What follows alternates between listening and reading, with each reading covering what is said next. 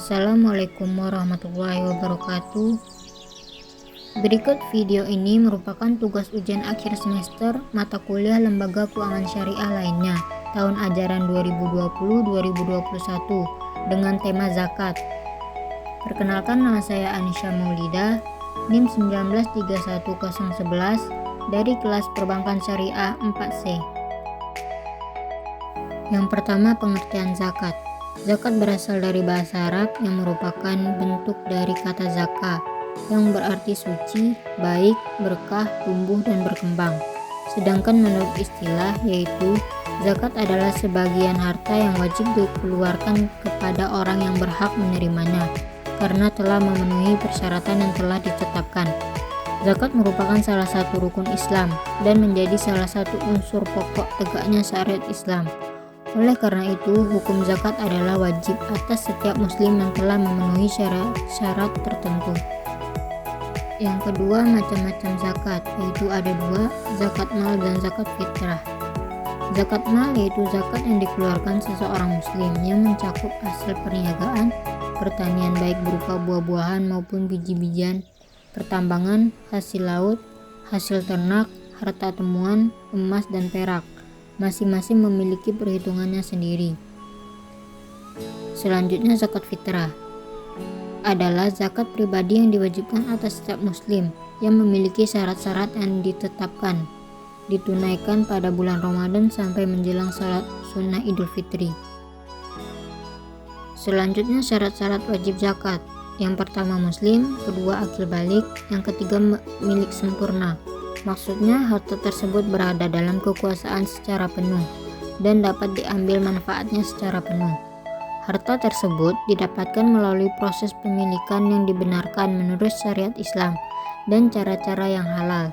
Sedangkan apabila harta tersebut diperoleh dengan cara yang haram, maka zakat atas harta tersebut tidaklah wajib, sebab harta tersebut harus dibebaskan dari tugasnya dengan cara dikembalikan kepada yang berhak dan ahli warisnya. Yang keempat, cukup haul. Maksudnya adalah bahwa pemilik harta tersebut sudah berlaku 1 tahun. Persyaratan ini hanya berlaku bagi ternak, harta simpanan, dan perniagaan. Sedangkan hasil pertanian, buah-buahan, barang temuan tidak ada syarat haul. Yang kelima, cukup nisab. Artinya harta tersebut telah mencapai jumlah tertentu sesuai dengan ketetapan syara. Sedangkan harta yang tidak sampai nisabnya terbebas dari zakat. Selanjutnya, golongan yang berhak menerima zakat. Ada 8 golongan yang berhak menerima zakat, yaitu yang pertama, fakir. Orang yang tidak mampu harta dan tenaga untuk memenuhi kebutuhan hidupnya. Yang kedua, miskin, yaitu orang yang mempunyai mata pencarian dan penghasilannya mencapai separuh atau lebih dari yang dibutuhkan namun belum mencukupi. Yang ketiga, amil zakat, yaitu orang yang bertugas untuk mengumpulkan dan membagikan zakat.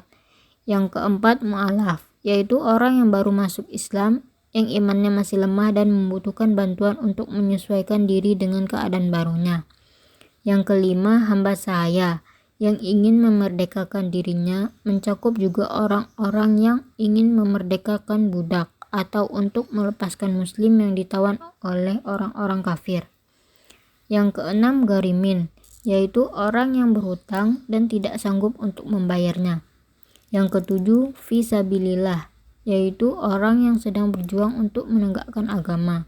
Yang kedelapan, ibnu sabil, yaitu orang yang sedang safar, sedangkan bekalnya tidak cukup dan mengalami kesengsaraan dalam perjalanan. Golongan orang yang tidak berhak menerima zakat. Yang pertama, orang kaya. Rasulullah bersabda, tidak halal mengambil sedekah atau zakat bagi orang yang kaya dan orang yang mempunyai kekuatan tenaga. Hadis riwayat Bukhari. Yang kedua, orang yang mampu bekerja. Yang ketiga, orang kafir yang memerangi Islam. Yang keempat, orang murtad. Yang kelima, orang ateis. Yang keenam, ahlu zimmah. Yang ketujuh, keluarga Rasul. Selanjutnya, ketentuan zakat. Yang pertama, hewan ternak. Sapi atau kerbau nisabnya adalah 30 ekor. Jika seseorang telah memiliki sapi 30 ekor, maka wajib mengeluarkan zakat sebanyak 1 ekor sapi.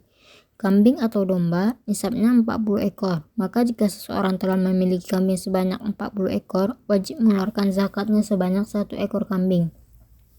Berikutnya unta, nisabnya 5 ekor, artinya bila seseorang memiliki 5 ekor maka ia akan dikenakan zakat 1 ekor kambing. Zakat emas dan perak, nisab emas adalah 20 dinar atau setara dengan 85 gram emas murni, sedangkan nisab perak adalah 200 dirham atau setara dengan 670 gram perak. Jika kita memiliki emas sebanyak 20 dinar selama 1 tahun, maka emas tersebut harus dikeluarkan zakatnya sebesar 2,5%. Aturan serupa berlaku pula untuk perak. Jika telah mencapai nisab 200 dirham dan waktu kepemilikannya telah 1 tahun, maka wajib dikeluarkan zakatnya sebesar 2,5%. Zakat profesi atau penghasilan, yaitu zakat yang dikeluarkan dari hasil profesi seseorang sebesar 2,5%. Zakat perniagaan adalah zakat yang dikeluarkan dari hasil perniagaan. Ketentuannya berjalan 1 tahun. Nisabnya senilai 85 gram emas. Besar zakatnya 2,5%, dapat dibayar dengan uang atau barang dagangan. Zakat pertanian, nisabnya sebesar 5 wasak, yaitu kira-kira 700 gram. Zakat yang harus dikeluarkan adalah 10% jika diairi dengan air hujan, air sungai, siraman air yang tidak dengan pembelian atau perongkosan. Jika diairi dengan air yang diperoleh dengan pembelian, maka zakatnya sebesar 5%.